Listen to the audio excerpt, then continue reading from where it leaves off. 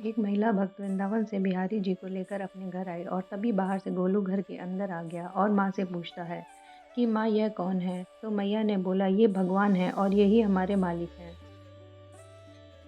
अब तो घर में जब भी कोई नई चीज़ बनती तो सबसे पहले बिहारी जी को ही को भोग लगता।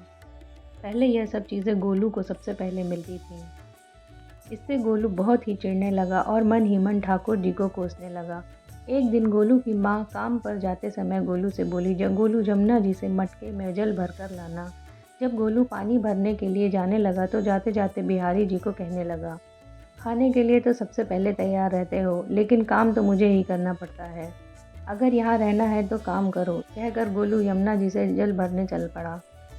गोलू जब यमुना जी में जल भरने लगा तो उसने देखा कि यमुना जी के अंदर बिहारी जी विराजमान हैं और कह रहे हैं, ला गोलू घड़ा हम भर देते हैं। गोलू उनको देखकर हैरान हो गया और बोला, नहीं नहीं, मैं अपने आप भर लूँगा। लेकिन ठाकुर जी ने उसके हाथ से घड़ा ले लिया और भरकर घर ले आए। गोलू घर आकर डरने लगा कि अगर माँ को पता लगा कि मैंने ठाकुर जी से काम करवाया है तो आज मेरी पक्की पिटाई होगी। माँ ने घर आकर बिहारी जी के गीले कपड़ों में देखा तो एकदम से हैरान हो गई और कहने लगी, गोलू यह जरूर तेरी शरारत है, जरूर तूने ही इन पर जल डाला है। गोलू ने अपनी माँ को समझाने का बहुत प्रयास किया, लेकिन माँ ने उसको डांट कर चुप करा दिया और ठाकुर जी के भीगे हुए वस्त्रों को बदलने लगी।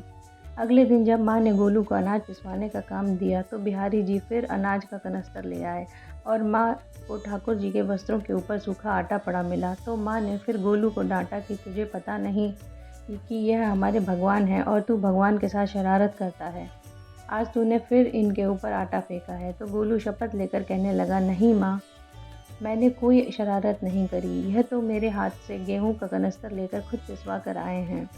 गोलू की माँ आज बहुत गुस्सा हुई।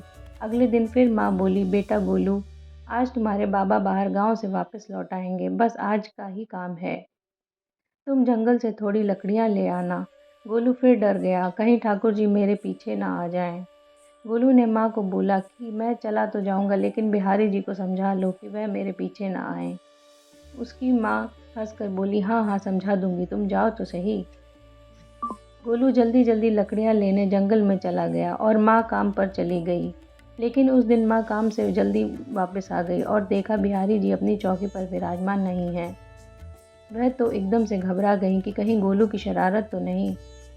वह भागी भागी जंगल की तरफ गई। तभी उसने देखा कि गोलू के साथ एक इंसान लकड़ियाँ को लेकर घर आ रहा है। गोलू की माँ यह देखकर हैरान हो गई कि यह तो बिहारी जी हैं। यह क्या, हमारे भगवान हमारा काम कर रहे हैं? इसका अर्थ गोलू ठीक कह रहा था।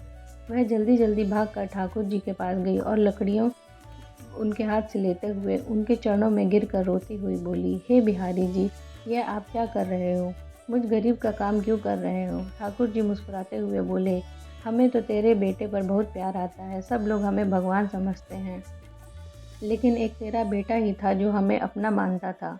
अपना मानकर वो हमें डांट भी देता था, हमारे साथ गुस्सा भी करता था। और जो हमें एक बार अपना मान लेता है तो हम उसके मान के लिए उसके